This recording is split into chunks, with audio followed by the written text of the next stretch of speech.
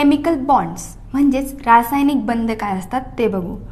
आता रासायनिक बंध बघण्याआधी काही संकल्पना आहेत, जसं की व्हॅलन्सी म्हणजे संयुजा, परत मॉलिक्युलर फॉर्म्युला म्हणजेच रेणुसूत्र. आपण कुठल्याही एखाद्या एलिमेंटचं त्याचे कंपाऊंड्स बनवतो, त्यापासून त्याचं रेणुसूत्र लिहितो. मग हे जे काही रेणुसूत्र लिहितो, आता उदाहरणार्थ मी लिहिलं आहे NaCl. आता हे एक काय झालं, रेणुसूत्र झालं, हे मी लिहिलं आहे. पण आता मी हे कशाच्या आधारावर लिहिलं, इथं Na आणि Cl हे एक एकच का आहेत, ते दोन दोन का नाही आहेत. तर मग असे सगळ्या जे काही गोष्टी आहेत यासाठी काहीतरी आधार लागतो. मग तो आधार म्हणजे काय की काही जे मूलद्रव्य असतात त्यांच्या ह्या संयुजा ह्या फिक्स असतात.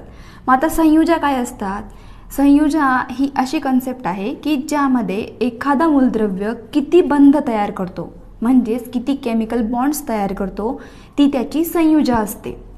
पण आता काही जे आपले पिरियोडिक टेबलमधले काही जे मूलद्रव्य आहेत ते मूलद्रव्य कुठल्याही प्रकारचा बंध तयार करत नाहीत. मग त्यांचे एक्झाम्पल काय झाले, ते असतात 18 ग्रुपमध्ये. जो 18वा जो काही ग्रुप आहे त्या ग्रुपमध्ये जे काही एलिमेंट्स आहेत, हेलियम, निऑन, आर्गॉन, क्रिप्टॉन, तर हे काय आहेत, यांना नोबेल गॅसेस म्हणतात. ते कुठल्याही प्रकारचा बंध तयार करत नाहीत आणि ते कुठल्याही रासायनिक अभिक्रियेमध्ये भाग घेत नाहीत. पण जे काही बाकीचे उरलेले एलिमेंट्स आहेत म्हणजे जे मूलद्रव्य आहेत ते रासायनिक बंधांमध्ये भाग घेतात. मग ते जर भाग घेत असतील तर त्यांची काहीतरी रासायनिक अभिक्रिया घडते. मग हे जे रासायनिक बंध तयार करतात ते दोन प्रकारचे असू शकतात. एक तर आहे आयोनिक बॉन्ड्स म्हणजेच आयनिक बंध आणि दुसरा काय आहे, कोव्हॅलंट बॉन्ड म्हणजे सहसंयुज बंध. आता ह्या दोघांमधला आपण सर्वात आधी बघूया आयोनिक बॉन्ड म्हणजे काय. मग आता जो आयोनिक बॉन्ड आहे, फर्स्ट आयोनिक बॉन्ड, त्याला काय म्हणतात, आयनिक बंध, जसं मी लिहिलं आहे. आता ह्यामध्ये काय, याचं उदाहरण जे घ्यायचं आहे ते आहे NaCl, जसं मी आधी लिहिलं आहे NaCl. हे NaCl, आता Na काय आहे, हा जो Na आहे हा आपल्या पिरियोडिक टेबलमधला एक मूलद्रव्य आहे. तसेच क्लोरीन देखील एक मूलद्रव्य आहेत. मग आता हे NaCl एकत्र आले, पण आता ते का एकत्र येतात, तर त्याचं कारण काय असतं की तुमचा हा जो सोडियम असतो, सोडियमचा त्याचा जो अणुअंक असतो तो किती असतो, 11. म्हणून त्याचं इलेक्ट्रॉनिक कॉन्फिगरेशन काय झालं, 2 8 1. म्हणजे त्याच्या पहिल्या कक्षेमध्ये 2 इलेक्ट्रॉन असतील, दुसऱ्या कक्षेमध्ये 8 आणि तिसऱ्या कक्षेमध्ये 1 इलेक्ट्रॉन. तसेच क्लोरीनचा काय आहे, 17, अणुअंक 17 आहेत. म्हणजे काय, त्याच्यामध्ये 2 8 आणि 7 असे त्याच्यामध्ये इलेक्ट्रॉन्स असतील. पहिल्या कक्षेमध्ये 2, दुसऱ्या कक्षेमध्ये 8 आणि तिसऱ्या कक्षेमध्ये 7. कुठलाही नवीन ज्यावेळेस उत्पादक तयार होतो म्हणजे प्रॉडक्ट फॉर्म होतो त्यावेळेस काय होतं, जे काही आपले आधीचे जे काही आपण मूलद्रव्य घेतले आहेत त्यांच्या बंधांमध्ये ते बंध एक तर तोडले जातात आणि नवीन बंध हे तयार होतात. आणि नवीन बंध तयार होतात म्हणून आपल्याला नवीन प्रॉडक्ट हा मिळत असतो. म्हणजे ज्यावेळेस Na हा एक वेगळा आहे आणि क्लोरीन हा एक वेगळा आहे, तर त्यांचं जे काही संघटन आहे ते वेगळं आहे. पण ज्यावेळेस हे एकमेकांची रिॲक्शन होते, ह्यांची अभिक्रिया होते, मग अभिक्रिया झाली तर आपल्याला नवीन कंपाऊंड तयार झाला.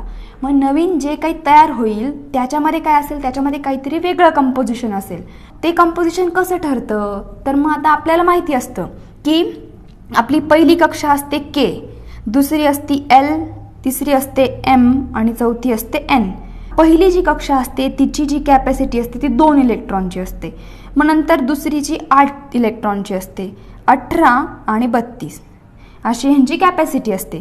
आपण हे पुढच्या कक्षा जनरली बघत नाही, पण ह्या 2 ज्या कक्षा असतात ह्या कक्षा आपण बघत असतो. आता 2 आणि 8. मग आता ज्या कक्षेमध्ये 2 इलेक्ट्रॉन्स असतात ती कक्षा ही स्थिर असते म्हणजे स्टेबल असते. आणि ज्या कक्षेमध्ये 8 इलेक्ट्रॉन असतात ती कक्षा त्या मूलद्रव्याची ती स्थिर असते म्हणजे तो मूलद्रव्य स्थिर असतो. पण आता मूलद्रव्य स्थिर असले तर ते रासायनिक अभिक्रिया करतील का, तर ऑब्व्हियसली नाही करणार. मग जसं मी आधी सांगितलं, जे काही 18व्या ग्रुपचे जे काही मूलद्रव्य असतात ते रासायनिक अभिक्रिया करत नाही, कारण त्यांचं द्वितीय आणि अष्टक हे जे काही कवच असतं ते फुलफिल असतं, म्हणजे ते कंप्लीट असतं, म्हणून ते स्थिर असतात, ते कोणाशीही रासायनिक अभिक्रिया करत नाही. पण आता हे जे काही दुसरे मूलद्रव्य आहेत यामध्ये काय आहे, याचं दुसरं काय आहे अष्टक, दुसरं काय आहे, दुसरी कक्षेमध्ये 2 इलेक्ट्रॉन्स आहे, म्हणजे त्याचं द्वितीय जे काय आहे ते कंप्लीट आहे. दुसऱ्या कक्षेमध्ये 8 इलेक्ट्रॉन पाहिजे, 8 आहेत, ते कंप्लीट आहे. पण तिसरी कक्षा काय आहे की तिसऱ्या कक्षेमध्ये 1च इलेक्ट्रॉन आहे. मग आता ह्याला स्टेबल करण्यासाठी याला 8ची गरज असते. जसं की आपण म्हणतो की तिसरी कक्षा काय असली पाहिजे, 18 इलेक्ट्रॉन्सची. पण हे असं लिहिताना ह्या कक्षेत देखील आपल्याला 8 इलेक्ट्रॉनची आवश्यकता असते त्याला स्थिर करण्यासाठी. काय होतं, अजून याला 7 इलेक्ट्रॉनची गरज आहे. मग आता हा सोडियम जो काही आपला मूलद्रव्य आहे तो काय करेल, तो 7 इलेक्ट्रॉन्स घेईल. पण तो असं करेल का, तो असं करत नाही. कारण 7 इलेक्ट्रॉन घेण्यापेक्षा एक जो हा शेवटचा इलेक्ट्रॉन आहे हा देणं तो जास्त पसंत करेल, हो की नाही. मग हा जो इलेक्ट्रॉन आहे तो देऊन टाकतो आणि तो कॅटायन फॉर्म करतो. आता कॅटायन का फॉर्म करतो, कारण एक जो इलेक्ट्रॉन असतो, आता इलेक्ट्रॉन्स हे ऋणभारित असतात, आता एक ऋण कमी झाला मग त्याच्यावर कोणता चार्ज येईल, धन चार्ज येईल, आणि म्हणून त्याला काय म्हणतात, कॅटायन तयार करतो तो. आता क्लोरीनच्या केसमध्ये काय होईल, 2, 8 आणि 7. पण इथे किती पाहिजे, 8 पाहिजे त्याला स्थिर करण्यासाठी. त्याच्याकडे आहेत का, त्याच्याकडे 1 कमी आहे. मग तो काय करतो, ह्यांनी जो 1 दिला आहे तो घेतो आणि मग तो 8 इलेक्ट्रॉन कंप्लीट करतो. म्हणून हा अनायन फॉर्म करतो, कारण त्याने अजून 1 इलेक्ट्रॉन घेतला आणि इलेक्ट्रॉनवर निगेटिव्ह चार्ज असतो, मग तो घेतल्यामुळे तो अनायन फॉर्म करतो. हे जे कवच आहे ते कवच कसे लिहितात तर ते मी इथं लिहिले आहेत. आता इथे काय दाखवलं आहे मी, सोडियमच्या पहिल्या कक्षेमध्ये 2 इलेक्ट्रॉन आणि दुसऱ्या कक्षेमध्ये 8 इलेक्ट्रॉन. आता उरला 1 इलेक्ट्रॉन, तो तिसऱ्या कक्षेमध्ये गेला. क्लोरीनच्या केसमध्ये काय झालं, 2 इलेक्ट्रॉन, 8 इलेक्ट्रॉन आणि 7 इलेक्ट्रॉन्स. आता काय होईल, ह्या दोघांची ज्यावेळेस रासायनिक अभिक्रिया होईल त्यावेळेस याच्या कक्षेतला हा जो काही इलेक्ट्रॉन आहे तो याला देऊन टाकेल. तो इलेक्ट्रॉन याला दिला तर काय होईल त्यांची अभिक्रिया, ह्या पूर्ण कक्षेमध्ये 1च इलेक्ट्रॉन होता, आता तो इलेक्ट्रॉन त्याने याला दिला, मग याच्याकडे फक्त एवढंच स्ट्रक्चर राहिलं, हे मधलं स्ट्रक्चर, म्हणून मग मी ते इथं लिहिलं. आणि आता याने हा 1 इलेक्ट्रॉन घेतला म्हणून तो हा इलेक्ट्रॉन जो याचा होता तो याने इकडे घेतला आणि म्हणून याच्या कक्षेमध्ये 8 इलेक्ट्रॉन झाले. आता याच्याही शेवटच्या कक्षेमध्ये 8 इलेक्ट्रॉन आहे, याच्याही शेवटच्या कक्षेमध्ये 8 इलेक्ट्रॉन्स आहे. मग ह्या दोघांची रासायनिक अभिक्रिया होऊन आपल्याला सोडियम क्लोराईड हे तयार होते आणि सोडियम क्लोराईड हे स्टेबल असते, म्हणजे ते स्थिर असते. मग म्हणून काय होतं, ह्या दोघांच्या अभिक्रियेमुळे आपल्याला सोडियम क्लोराईड मिळते. सोडियम प्लस आणि Cl- का लिहिलं तर याचं कारण हेच की हा कॅटायन फॉर्म करतो आणि हा अनायन फॉर्म करतो. आता कॅटायन का फॉर्म केला, कारण त्याने 1 इलेक्ट्रॉन दिला, आणि याने अनायन का फॉर्म केला, कारण त्याने 1 इलेक्ट्रॉन घेतला. मग असे जे काही आपले संयुग असतात, मॅग्नेशियम क्लोराईड, आता जसं NaCl बघितलं तर यामध्ये काय होतं, यामध्ये बेसिकली एक विद्युत आकर्षण असतं. म्हणजे काय की तिथे पॉझिटिव्ह चार्ज आहे, निगेटिव्ह चार्ज आहे, म्हणजे धनभारित आहे, इकडे धनभारित कण आहे, इकडे ऋणभारित कण आहे. आता 2 अपोजिट कण आहेत, मग काय होईल, त्यांच्यामध्ये आकर्षण होईल, ते एकमेकांच्या जवळ येतील आणि अशा आकर्षणामुळे जो काही बंध तयार होतो त्याला काय म्हणतात, त्याला आयनिक बॉन्ड असं म्हणतात. मग हे बॉन्ड्स असे ह्यांच्या इलेक्ट्रॉनच्या देवाणघेवाणमुळे तयार झालेले असतात. हा इलेक्ट्रॉन देतो आहे आणि एक दुसरा त्याचा इलेक्ट्रॉन घेतो आहे, मग हे देवाणघेवाणमुळे तयार होत असतात. मग हे काय झाले, आपले आयोनिक बॉन्ड म्हणजेच आयनिक बंध. पण हे जे रासायनिक बंध असतात त्यामधला दुसरा प्रकार बघू. दुसरा प्रकार काय आहे, सहसंयुज बंध म्हणजेच कोव्हॅलेंट बॉन्ड.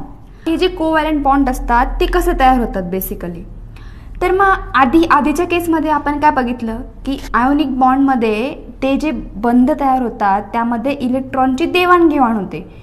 पण ह्या केसमध्ये काय होतं, या केसमध्ये इलेक्ट्रॉनची देवाणघेवाण ही होत नाही. मग ज्या केसमध्ये इलेक्ट्रॉनची देवाणघेवाण होत नाही त्या केसमध्ये काय होते, तर त्या केसमध्ये इलेक्ट्रॉनची शेअरिंग होते, म्हणजे ते एकमेकांसोबत इलेक्ट्रॉन शेअर करतात. मग आता त्याचं जर उदाहरण द्यायचं झालं तर H2, N2, Cl2, परत वॉटर, हे जे काही उदाहरणं आहेत, हे जे काही संयुग तयार होतात यामध्ये काय होतं, आता उदाहरणार्थ हायड्रोजन घेतलं. हायड्रोजनमध्ये कसं असतं, हा एक हायड्रोजन, हा एक हायड्रोजन, हे दोन त्याचे अणू झाले. आता हे जे अणू असतात हे सारखेच अणू आहेत. मग आता सारखेच अणू आहे आणि याच्या कक्षेमध्ये एक इलेक्ट्रॉन आहे, याच्याही कक्षेमध्ये एक इलेक्ट्रॉन आहे, म्हणजे हे त्याचं न्यूक्लियस झालं. आणि त्याची ही पहिली कक्षा जर आपण पकडली तर ह्या कक्षेमध्ये एक इलेक्ट्रॉन, ह्या कक्षेमध्ये एक इलेक्ट्रॉन. मग आता याला डुप्लेट कंप्लीट करायचं आहे, म्हणजेच त्याला द्वितीय स्टेज ही कंप्लीट करायची आहे. कारण आपल्याला माहीत असतं की दुसरी जी काही पहिली जी काही कक्षा असते तिची हे काय कॅपॅसिटी ही 2 इलेक्ट्रॉनची असते. पण आता याच्याकडे एक इलेक्ट्रॉन आहे, मग याला काय पाहिजे, याला अजून एक इलेक्ट्रॉन पाहिजे, हो की नाही. मग याला एक इलेक्ट्रॉन पाहिजे, पण हा पण जो हायड्रोजन आहे यालाही एक इलेक्ट्रॉन हवा आहे.